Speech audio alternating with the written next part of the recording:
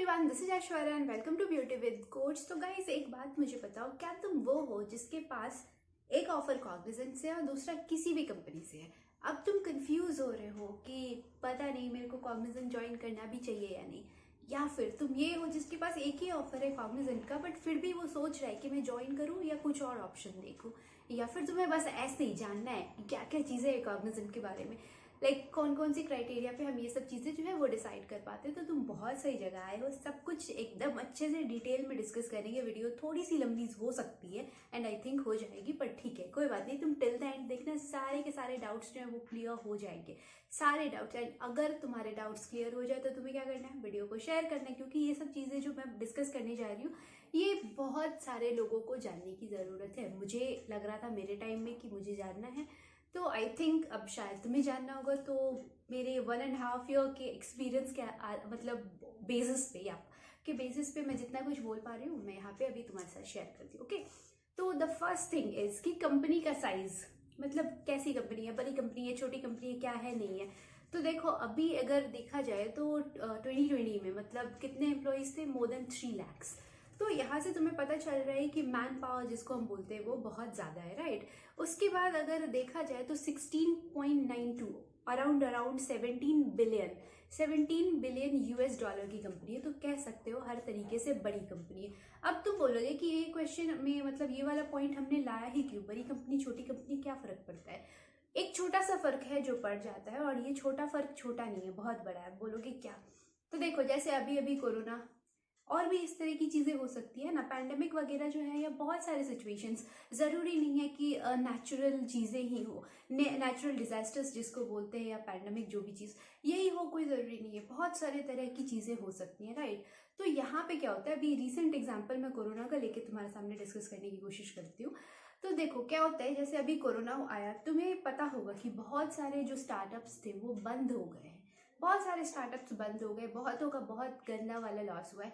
हो सकता है ना कि कुछ ऐसे स्टार्टअप्स होंगे जो 2019 में स्टार्ट हुए होंगे और मे बी 2020 में स्टार्ट हुए होंगे, और उसके बाद उन्हें पता नहीं था इतना खतरनाक होने वाला है कि 2 साल तक सब बंद। तो वैसा सीन हो गया, राइट।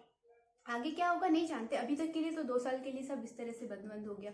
तो इसमें बहुत का बहुत ज्यादा लॉस हुआ, बहुत सारे स्टार्टअप्स बंद हो गए, बहुत सारे बंद तो नहीं हुए लेकिन उन्हें बहुत सारे लोगों को फायर करना पड़ गया। वाई, बिकॉज इतना ज्यादा लॉस हुआ जो वो टॉलरेट नहीं कर सकते। अब तुम क्या बोलोगे, बड़ी कंपनीज का लॉस नहीं होता है क्या, बहुत ज्यादा होता है। इनफैक्ट बड़ी कंपनी का लॉस भी बड़ा होता है, but the plus point is कि उनके पास जो बोलते हैं ना रिस्क कितना आप हैंडल कर सकते हो, तो वो ज्यादा हो जाता है।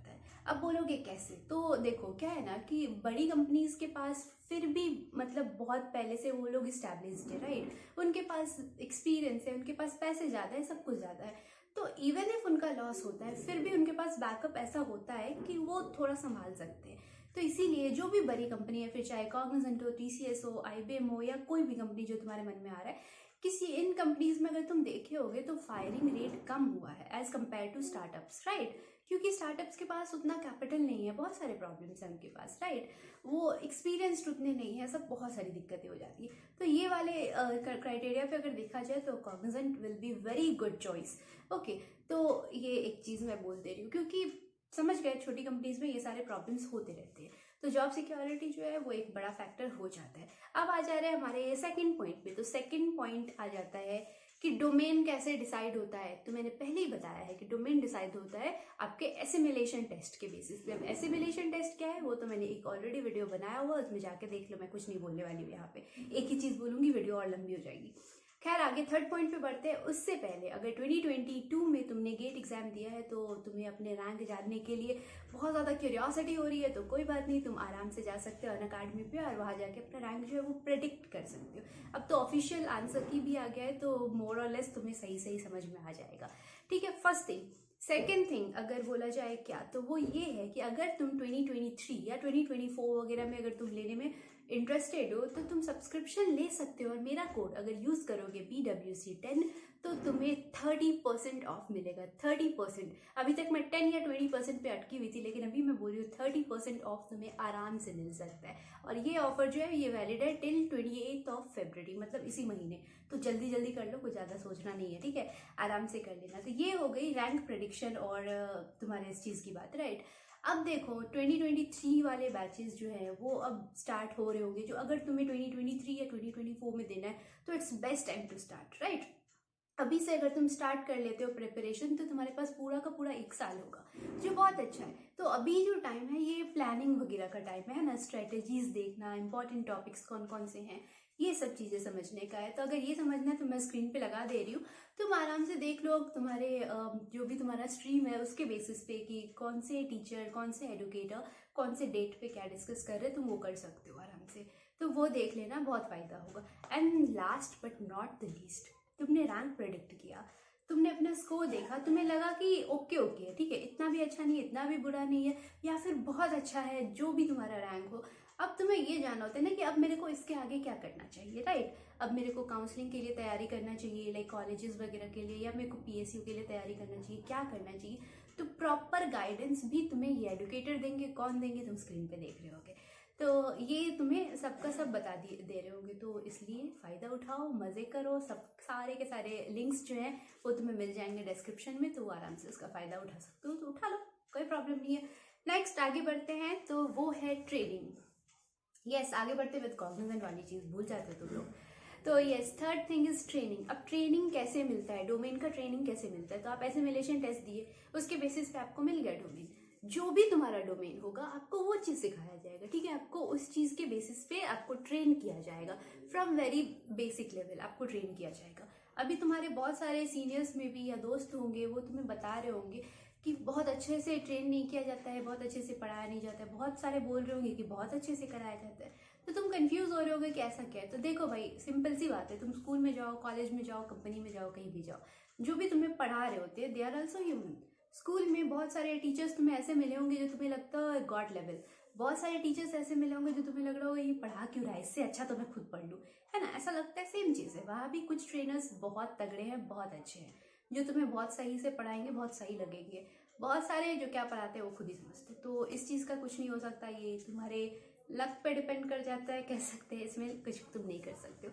लेकिन तुम्हें जो भी ट्रेनिंग दी जाएगी वो तुम्हारे डोमेन के बेसिस पे ऑब्वियसली दिया जाएगा। अब ऐसा तो नहीं है कि तुम्हें मिल गया डेवलपमेंट और तुम्हें टेस्टिंग सिखा रहे हैं, टेस्टिंग मिल गया डेवलपमेंट सिखा रहे, फायदा क्या होगा। ट्रेनिंग का मतलब होता है कि तुम्हें तैयार कर रहे हैं as full time employee, right, क्योंकि उसके बाद वो like you are suppose to join as full time employee, right. तो इसीलिए वो उसके लिए तुम्हें रेडी कर रहे होते हैं, तो उसी के बेसिस पे ही तुम्हें ट्रेनिंग देंगे ना। Next thing is ICT. ICT बोले तो आपका एग्जिट एग्जाम। अब देखो, तुम्हें जो ट्रेनिंग मिल रहा होगा, ट्रेनिंग बोल लो या इंटर्नशिप बोल लो, सीएसडी बोल लो, जो भी, उसके बाद तुम्हारा आईसीटी होता है, लास्ट में होता है, उसको हम एग्जिट टेस्ट भी बोलते हैं। अब एग्जिट टेस्ट में क्या होता है, तो पूरे ट्रेनिंग पीरियड में, अगर इंटर्नशिप है तो 4 महीने का, सीएसडी है तो ऑब्वियसली 4 महीने का, जो भी, तो उसमें तुमने जो भी सीखा है उसके बेसिस पे तुमसे प्रोजेक्ट करवाते हैं एक। वो प्रोजेक्ट कैसा होता है, तो वो ग्रुप प्रोजेक्ट होता है। ग्रुप प्रोजेक्ट बोले तो 4 से 5 लोग उसमें होंगे, तो 4 लोग भी हो सकते हैं, 5 भी, 6 भी, मतलब ऐसे ही, तुम समझ गए ना, एवरेज नंबर ऑफ पीपल ऐसे ही होता है। तो छोटा सा एक ग्रुप बनाएंगे, उसमें तुम्हें एक प्रोजेक्ट मिलेगा। प्रोजेक्ट कौन सी चीज़ के बेसिस पे मिलेगा, आपकी ट्रेनिंग के बेसिस पे, जैसे आपको सिखाया गया उसी बेसिस पे मिलेगा। और उसके बाद तुम्हारा एक छोटा सा टेस्ट भी होगा, तो वो तुम्हें क्लियर करना होता है। हो सकता है इन केस तुम्हारे ट्रेनर का मन करे तो वो तुम्हारा इंटरव्यू भी ले सकते हैं। इंटरव्यू नहीं, उसको वाइवा बोलना ज़्यादा अच्छा रहेगा, ठीक है। तो वो तुम्हारे प्रोजेक्ट से क्वेश्चन पूछ सकते हैं, और मे बी जो 4 महीने में पढ़ाए उसमें से भी पूछ सकते हैं। ऐसा ही हो सकता है, कुछ भी हो सकता है, ठीक है, ये उन पर डिपेंड करता है। तो इसका मतलब ये कि तुम्हें ये 4 महीने की ट्रेनिंग को बहुत सीरियसली लेना है। इंटर्नशिप, सीएसटी जो भी है, उसको बहुत ज़्यादा सीरियसली लेना है और अच्छे से लेना है, ठीक है। अच्छे से उसमें करना है ताकि तुम वहाँ पे जाके अटको मत, मतलब एग्जिट एग्जाम, आईसीटी जो भी बोल रहा है उसमें जाके तुम्हें अटकने की जरूरत नहीं पड़े, वहाँ पे जाके तुम बहुत अच्छे से परफॉर्म करो। एंड आई एम श्योर तुम बहुत अच्छा करोगे, टेंशन नहीं लेना है, ठीक है। नेक्स्ट पॉइंट पे आ जाते हैं कि तुम बोलोगे कि ठीक है, अभी मेरा इंटर्नशिप वगैरह स्टार्ट नहीं हुआ है, तो एनी प्री रिक्विजिट जो मुझे पहले से पता होना चाहिए। तो देखो, अगर तुम एसक्यूएल सीख लोगे और कोई एक प्रोग्रामिंग लैंग्वेज सीख लोगे, प्रेफरेबली जावा, क्योंकि सी शार्प अगर देखा जाए तो इंडस्ट्री वाला अलग है, पर स्टूडेंट्स के बीच उतना ज़्यादा पॉपुलर नहीं है, दैट आई अंडरस्टैंड। खैर, अगर तुम्हें आता है तो इट्स ओके। तो तुम्हारा मन, जो भी मन कर रहा है, इन दोनों में से कोई एक अच्छे से सीख लो, preferably Java. And yes, SQL बहुत अच्छे से सीख लेना। इसी के बेसिस पे होने वाला है तुम्हारा ये एसिमिलेशन टेस्ट, ठीक है।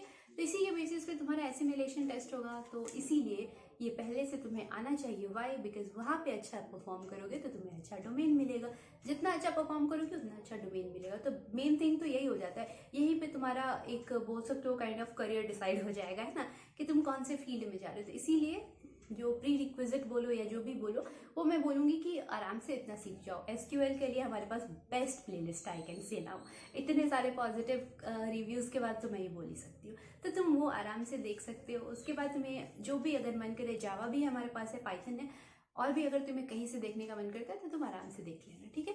तो ये सीख के रखना, तुम्हारे काम ही आएगा, फ़ायदा ही होगा। और इसका एक और फ़ायदा ये भी है कि लेट्स से तुमने जावा किया, ठीक है, और मान लेते हैं कि लाइक आफ्टर एसिमुलेशन टेस्ट तुम्हें ये मिल जाता है, .NET मिल जाता है। अब क्या करोगे? बोलोगे मेरा जावा वेस्ट हो गया? नहीं, एक प्रोग्रामिंग लैंग्वेज अगर आपको आ रहा होता है तो दूसरा सीखना आपके लिए बहुत आसान हो जाता है, क्योंकि उसके बाद क्या है ना कि तुम्हें सिर्फ थोड़े बहुत सिंटैक्स सीखने होते हैं, जो सीखने में हार्डली तुम्हें 10 to 15 डेज लगेंगे, उससे ज़्यादा नहीं लगेंगे। तो इसीलिए इट्स गुड, ठीक है। तो एक प्रोग्रामिंग लैंग्वेज और एसक्यूएल, सॉरी, एक programming language and SQL, confuse नहीं होना, ये तुम्हें सीख के बहुत अच्छे से जाना है, इसमें कोई कॉम्प्रोमाइज़ नहीं, ठीक है। ये बहुत कुछ तुम्हारा डिसाइड कर रहा होगा, इसीलिए मैं बोल रही हूँ। उसके बाद क्या कोई बॉन्ड है कॉग्निजेंट में? तो बिल्कुल भी नहीं, जीरो, ठीक है। 0 डेज 0 आवर्स, जो बोलना है बोल लो, कोई बॉन्ड नहीं है। लेकिन वहाँ पे नोटिस पीरियड का कंसेप्ट है। नोटिस पीरियड कितने दिन का है? 2 मंथ्स, यानी 60 डेज। 60 डेज का नोटिस पीरियड। अब ये क्या होता है? तो लेट्स से तुम्हें आज रिजाइन करना है, ठीक है, रीजन तुम जानो, तुम्हें आज रिजाइन करना है, तुमने आज अगर रेजिग्नेशन डाल दिया वहाँ पे, उसके बाद तुम्हें 2 महीने वहाँ पे काम करने होंगे। भाई, हो सकता है तुम किसी प्रोजेक्ट में, बहुत इंपॉर्टेंट प्रोजेक्ट में हो सकता है तुम हो, ठीक है, बहुत इंपॉर्टेंट से प्रोजेक्ट का तुम पार्ट हो, अचानक से तुम बोलोगे बाय बाय, अब वो लोग कहाँ से ढूंढेंगे, है ना, और प्रोजेक्ट उनके किसी क्लाइंट का है तो प्रॉब्लम हो जाएगी उन्हें। इसीलिए ये रूल डाला जाता है, और ये ऑलमोस्ट हर कंपनी में होता है। कहीं 45 डेज का होता है, कहीं 3 मंथ्स का, कहीं 60 डेज का। तो वो कंपनी टू कंपनी वैरी करता है, लेकिन ये हर एक कंपनी में कुछ ना कुछ होता है नोटिस पीरियड, ठीक है। तो एटलीस्ट इंडिया में तो है, ठीक है, और दूसरे कंट्रीज में दूसरे तरह का है, उसमें मैं नहीं जा रही अभी। तो यहाँ पे है तो ये तुम्हारा होता ही है, क्योंकि मैं ही मान लो किसी प्रोजेक्ट में हूँ, मैं कल को बोल दूँ बाय बाय, अब वो ढूंढेंगे कहाँ से नया आदमी तुरंत का तुरंत, है ना, तुरंत का तुरंत तो नहीं ढूंढेंगे। 60 डेज एक अच्छा टाइम होता है, इतने में वो लोग ढूंढ सकते हैं। तो इसीलिए वो 60 डेज बोलते हैं आप काम करो, उसके बाद चले जाना। इतना टाइम हमें भी दो किसी को ढूंढने के लिए, ये ढूंढना इंपॉर्टेंट हो जाएगा। अदरवाइज तुम्हारा रिप्लेसमेंट अगर नहीं वो ढूंढ पाएंगे तो क्लाइंट को क्या जवाब देंगे? हमारा एम्प्लॉय बाय बोल के भाग गया, ऐसा तो नहीं होता। इसीलिए नोटिस पीरियड वहाँ पे है, वो 2 मंथ्स का है, तो ये चीज़ क्लियर रखना है। हाँ, ये नहीं है कि 2 मंथ्स मतलब 2 मंथ्स ही होता है, हाँ, ज़्यादा इससे नहीं होगा, कम हो सकता है। लेट्स से तुम बेंच पे हो, बेंच के कंसेप्ट पे आ रही हूँ, डोंट वरी, तुम बेंच पे हो या किसी बहुत इंपॉर्टेंट प्रोजेक्ट में नहीं हो, तुम अगर हो भी बहुत इंपॉर्टेंट प्रोजेक्ट में तो तुम उसका बहुत इंपॉर्टेंट हिस्सा नहीं हो, तुम्हारे चले जाने से कुछ ज़्यादा फर्क नहीं पड़ेगा। तो वो तुम्हें वो बोल सकता है अच्छा जाओ जाओ बाय, ठीक है जाओ। या हो सकता है 2 महीने से पहले उन्हें तुम्हारा रिप्लेसमेंट मिल गया या कुछ, और तुम्हें बहुत जल्दी जाने की है, तुम भी रेडी हो छोड़ने को, उनको भी रिप्लेसमेंट मिल गया, like mutual thing is okay, तो बोल देंगे जाओ, ठीक है। तो वो कम हो सकता है, ज़्यादा नहीं होगा, वो सिचुएशन पे डिपेंड करता है। तुम्हें रेडी रहना चाहिए फॉर 60 डेज। उसके बाद नेक्स्ट अभी जो हमने बात किया वो है बेंच का। तो अभी बहुत सारे बच्चों का ये प्रॉब्लम है, जिसपे मैंने अभी रिसेंटली वीडियो भी बनाया हुआ था कि मैंने FT की तरह तो ज्वाइन कर लिया, लाइक अभी अभी जो फ्रेशर्स हैं, लेकिन प्रॉब्लम ये हो रही है कि फुल टाइम एम्प्लॉय होने के बाद भी मेरे को प्रोजेक्ट नहीं मिल रहा है। मतलब I am technically on bench, right, मैं एम्प्लॉय हूँ, मुझे सैलरी मिल रही है, सब हो रहा है, बट मुझे प्रोजेक्ट अभी तक नहीं मिल रहा है। तो इसका क्या मतलब है? इसका मतलब है कि आप बेंच पे हो, पर ठीक है। बहुत सारे लोग होते हैं जिनको होता है क्या है ना कि ट्रेनिंग या जो भी बोल दो, इंटर्नशिप, CSD, तुम्हारी मर्जी, तो ट्रेनिंग के तुरंत बाद ही उन्हें मिल जाता है। ट्रेनिंग के तुरंत बाद उन्हें एज एन FT कॉल कर लेते हैं, उसके तुरंत बाद ही उन्हें प्रोजेक्ट मिल जाता है, maybe within a week और कुछ, तो दे आर लकी, ग्रेट। लेकिन अगर आपको नहीं मिलता है तो you are even more lucky हो, इवन मोर लकी और इवन लकी हो। वाई? क्योंकि आपके पास टाइम है, मेरे पास माँ है, यस, आपके पास टाइम है, आप इस टाइम को यूटिलाइज करो, बहुत कुछ सीख सकते हो यार, आराम से सीखो, कोई दिक्कत नहीं है। और इससे ये डरने की तुम्हें ज़रूरत नहीं है कि वो मुझे निकाल देंगे, नहीं निकालेंगे। अभी तक मैंने नहीं देखा है किसी को इस रीज़न से निकालते। तुमने 4 महीने ट्रेनिंग करी है, उसमें उन्होंने तुम पे पैसे खर्च करे हैं, उसके बाद तुमने वो एग्जिट टेस्ट वगैरह दे करके प्रूव कर दिया है कि तुम केपेबल हो, ठीक है, तुम आराम से सर्वाइव कर सकते हो, बट जस्ट बिकॉज उनके पास प्रोजेक्ट नहीं है वो तुम्हें बाय बोल देंगे, ऐसा नहीं है ना। तो तुमसे लेस कैपेबल जो है हो सकता है उसको पहले प्रोजेक्ट मिल गया हो, तो ये अनफेयर हो जाएगा। तो इसीलिए ऐसा कुछ वो नहीं करेंगे, वो तुम्हें नहीं निकालेंगे, तुम्हें वो तुम्हारी गलती के लिए निकालते हैं, ऐसे नहीं निकालते। यहाँ पे तुम्हारी गलती नहीं है, ऐसा नहीं है कि तुमने कुछ बहुत बड़ा कांड कर दिया, तुमने कुछ नहीं किया। सिंपल चीज़ है कि उनके पास प्रोजेक्ट नहीं है, वो दे नहीं पा रहे, तो इसीलिए कुछ नहीं होगा। बहुत सारे लोगों को तुरंत मिल जाता है, तुरंत उन्हें एलोकेट कर दिया जाता है। कुछ लोगों को 1 महीना, कुछ को 2 महीना, कुछ को 4 महीना, 5 महीना भी लग जाता है। तो निश्चिंत होकर के आराम से फायदा उठाना है, क्योंकि नेक्स्ट पॉइंट इज कॉग्निजेंट में लर्निंग अपॉर्चुनिटीज बहुत ज्यादा है। लर्निंग अपॉर्चुनिटी अगर बोले तो तुम्हें फ्री का यूडेमी मिला हुआ है। यूडेमी फ्री का मिला हुआ है, मतलब तुम्हें जो सीखना है सीखो। ठीक है, मैं टेस्टर हूँ, क्या मैं डेवलपमेंट की चीजें सीख सकता हूँ? बिल्कुल, तुम्हारा अगर मन है तुम सीखो, कोई दिक्कत नहीं है। तुम्हें टेस्टिंग डोमेन मिला है, फाइन, तुम्हें वो चीज़ें आनी चाहिए, उधर तुम काम करने वाले हो, तो तुम्हारा अगर मन करे मैं पहले से सीख के रखूँ जो मेरे लिए आसान हो, तो तुम कर सकते हो। या फिर तुम्हारे दिमाग में अगर चल रहा है कि नहीं, मुझे भले ही टेस्टिंग मिला है, मेरे को टेस्टर नहीं बनना, तो मुझे कुछ और बनना है, तो फाइन, तुम्हारी मर्जी, तुम आराम से डेवलपमेंट के लिए सीख सकते हो। और तुम यहाँ पे आराम से सीखो, कहीं और तुम स्विच मार सकते हो तुरंत में, है ना, बहुत आराम से कर सकते हो। किसी और कंपनी में अप्लाई कर दो, हो जाता है, वहाँ पे तो चले जाना। तो तुम्हें अगर कॉग्निजेंट की मैं बात करूँ तो लर्निंग अपॉर्चुनिटी यहाँ बहुत ज़्यादा है, जो एज अ फ्रेशर एक बहुत बड़ा बेनिफिट हो जाता है, बहुत बड़ा बेनिफिट। इसके लिए तुम्हें कुछ पे करने की या किसी चीज़ की ज़रूरत नहीं होती है, तुम्हारे पास यूडेमी का फ्री का एक्सेस होता है। तुम्हें जो सीखना है तुम बेफिक्र होकर सीखो, तो आराम से सीखो। मतलब टेक्निकल, नॉन टेक्निकल, कुछ भी तुम चाहो तो आराम से सीख सकते हो। उस चीज़ का फ़ायदा उठाओ, क्योंकि लर्निंग अपॉर्चुनिटी भर भर के है। नेक्स्ट पॉइंट पे आ जाते हैं, तो कैसे कैसे प्रोजेक्ट्स वहाँ पे मिलते हैं। तो कैसे प्रोजेक्ट्स मिलते हैं अगर देखा जाए तो मुझे अभी तक जितने मिले हैं उसके बेसिस पे अगर मैं बोलूँ तो प्रोजेक्ट्स अच्छे हैं, काफ़ी अच्छे अच्छे प्रोजेक्ट्स हैं, काफ़ी अच्छे क्लाइंट्स हैं। मतलब ये कि अगर देखो तो काम बहुत ज़्यादा मोनोटोनस नहीं है, तुम बहुत कुछ यहाँ पे सीख सकते हो। तुरंत पता चल रहा है तुम कुछ और कर रहे हो, नेक्स्ट प्रोजेक्ट में तुम्हें पता चलेगा तुम कुछ और कर रहे हो। मतलब यहाँ भी इस तरीके से भी अगर देखा जाए तो लर्निंग अपॉर्चुनिटी है, तुम्हें काफ़ी कुछ सीखने को मिलेगा, तो तुम आराम से जा सकते हो। प्रोजेक्ट वाइज कंपनी बहुत अच्छी है। नेक्स्ट पॉइंट पे अगर मैं आऊँ कि वर्क लाइफ बैलेंस कैसा है, तो भाई साहब ये कम्प्लीटली, नॉट कम्प्लीटली, 80% आप पे डिपेंड करता है, 20% डिपेंड करता है आपके सिचुएशंस पे। सिचुएशन बोले तो आपके प्रोजेक्ट पे, आपके प्रोजेक्ट मैनेजर पे, आपके टीममेट्स पे, आपके टीम लीड पे, ठीक है। तो इन पे 20% डिपेंड करता है, 80% आप पे डिपेंड करता है। आप कैसे वर्क लाइफ बैलेंस आप बना पाते हो, आप सोचो, ठीक है। क्योंकि जो आपका काम है वो ऐसे देखा जाए तो 9 आवर्स आपका जो ऑफिस पीरियड है वो है, कभी कभी वो एक्सटेंड होकर 10 आवर्स भी हो सकता है, कभी कभी वो 8 आवर्स भी हो सकता है। तो इस तरह से वो चीज़ है। लेकिन अगर 10 आवर्स भी हो जा रहे हैं तो आपके पास अभी भी 14 घंटे पड़े हुए हैं। 14 घंटे कोई सोता तो नहीं है, तुम हार्डली 6 से 7 घंटे सोते हो, राइट। उसके बाद तुम्हारे पास फिर भी 6-7 घंटे, 8 घंटे बच जाते हैं। तो तुम चाहो तो इसको अपनी हॉबीज के लिए यूटिलाइज कर सकते हो, लाइक आई एम डूइंग, है ना। देखो तो ठीक है, मान लिया जनवरी में मैंने 1 महीने का ब्रेक लिया था, बट उसके बाद अगर देखो या उससे पहले देखो तो लाइक वीक में 3-4 वीडियो तो मैं डाल ही देती हूँ, राइट। तो ये आप पे डिपेंड करता है आप कितना अच्छे से टाइम मैनेज कर पाते हो। अगर नहीं कर पाओगे तो प्रॉब्लम है, कर पाते हो तो great. And I am not an exception, बहुत सारे लोग हैं जो कर रहे हैं और मुझसे ज़्यादा काम कर रहे हैं। तो इसीलिए मैं बोली कि वर्क लाइफ बैलेंस आप पे डिपेंड करता है 80%। नेक्स्ट आगे बढ़ते हैं, और next point is salary time पे मिल जाता है। भाई साहब एक सच्ची और सीक्रेट बात बताती हूँ, जो महीने का लास्ट वर्किंग डे होगा ना, आपके पास आपकी सैलरी आ जाएगी। लास्ट वर्किंग डे बोले तो लास्ट वर्किंग डे, बोले तो लास्ट वर्किंग डे, मतलब हो सकता है कि महीने का आखिरी दिन यानी 31 मार्च, ठीक है, 28 फरवरी, जो भी हो सकता है वो सैटरडे और संडे हो। अगर सैटरडे होगा तो आपको 2 दिन पहले ही मिल जाएगा। इन केस संडे है तो 1 दिन पहले, संडे है तो 2 दिन पहले मिल जाएगा, सैटरडे है तो आपको 1 दिन पहले मिल जाएगा। In case 31 March, let's say Monday है तो आपको 31 मार्च मिलेगा। 31 मार्च आपका सैटरडे है तो 30 मार्च फ्राइडे को मिल जाएगा। समझ गए ना, मतलब लास्ट वर्किंग डे पे आपकी सैलरी आपके पास आ जाएगी। तो उस चीज़ का कोई चिंता नहीं करना है, एकदम मस्त रहना है, बिंदास रहना है, और आपका वो काम भी हो जाएगा। नेक्स्ट और लास्ट पॉइंट जो है वो बहुत इंपॉर्टेंट भी है, लोकेशन। क्या मुझे प्रेफर्ड लोकेशन मिलेगा? नहीं, मे बी नॉट, ओके, ये डिपेंड करता है। उसके बाद क्या मैं लोकेशन चेंज कराने के लिए बोल सकता हूँ या बोल सकती हूँ? आप बोल सकते हो, लेकिन ये होगा या नहीं होगा ये भी तुम्हारे हाथ में नहीं है। ये डिपेंड करता है तुम्हारे मैनेजर पे, ये डिपेंड करता है प्रोजेक्ट के रिक्वायरमेंट पे, बहुत सारी चीज़ों पे। तो हो सकता है तुम्हारा मैनेजर अच्छा हो, मतलब अच्छा इंसान हो, वो चाह रहा हो कि ये जो बोल रहा है इसका जो भी प्रेफर्ड लोकेशन है मैं दे दूँ, बट बिकॉज प्रोजेक्ट का रिक्वायरमेंट ऐसा वो ना दे पाए, है ना। तो ये भी पॉसिबल है, तो तुम कुछ कर नहीं सकते हो।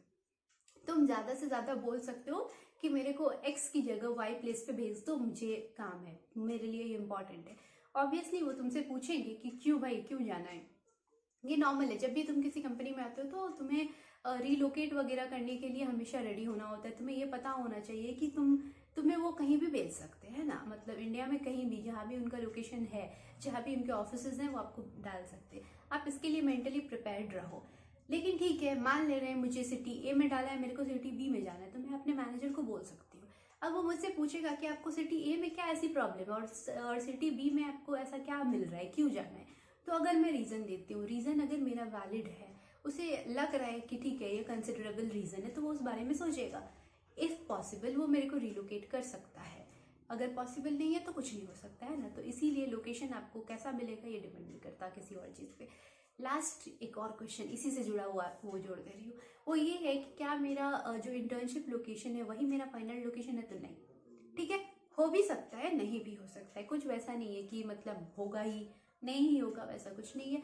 हो भी सकता है कि जो ही तुम्हारा इंटर्नशिप लोकेशन है वही तुम्हारा फाइनल लोकेशन बन जाए, लेकिन गारंटी नहीं है, गारंटी बिल्कुल नहीं है इस चीज़ की भी। मतलब तुम निश्चिंत रह सकते हो, ठीक है, हो भी सकता है, नहीं भी हो सकता है, तो इसलिए ज़्यादा नहीं सोचना है। और मैं अगर एज अ सीनियर समझ लो, मैं एक सजेशन दूंगी, जो लोग अभी इंटर्नशिप जिनका स्टार्ट होने वाला है, तो ट्राई करो कि प्रेफर्ड लोकेशन इंटर्नशिप का तुम्हारा जो नियरेस्ट सिटी है, अगर घर में हो तो वहाँ से जो नियरेस्ट है, कॉलेज वाले शहर में हो तो वहाँ से जो नियरेस्ट है वही डालो, तुम्हारे लिए परेशानी कम होगी भाई।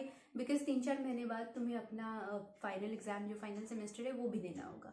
एंड जब तुम्हें लाइक एज FT बुला रहे होंगे, उस वक्त अगेन तुमसे पूछेंगे वो तुम्हारा लाइक प्रेफर्ड लोकेशन। उस वक्त तुम अपना प्रेफर्ड लोकेशन जो है वो डाल देना, तुम्हारा जहाँ भी मन करे उस वक्त वहाँ चले जाना, तुम्हारा कॉलेज का झंझट छूटा हुआ रहेगा, उसके बाद तुम आराम से जा सकते हो। लेकिन अभी ट्रैवल करना तुम्हारे लिए डिफिकल्ट हो जाएगा।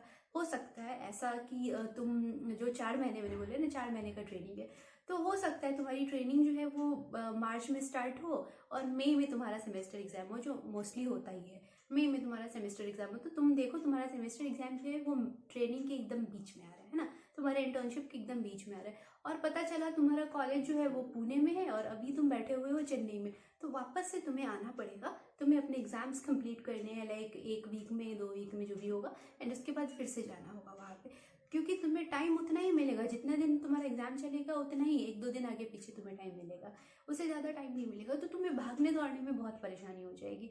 इसीलिए इट्स बेटर कि वहीं पे जहाँ कॉलेज है वहीं पे ले लो, और उसके बाद फाइनल लोकेशन तुम अपनी मर्जी जहाँ डालना है डाल दो। तो इतनी सी बात थी। आई होप तुम्हारे बहुत सारे डाउट्स क्लियर हो गए होंगे। नहीं हुए हैं, कुछ और डाउट हैं तो वो भी बता दो मेरे को, मैं उस पर भी डिस्कस कर सकती हूँ। ठीक है, बाकी मिलते हैं नेक्स्ट वीडियो में, तब तक के लिए stay healthy, stay fit, love you all. This is Aishwarya signing off, bye bye bye.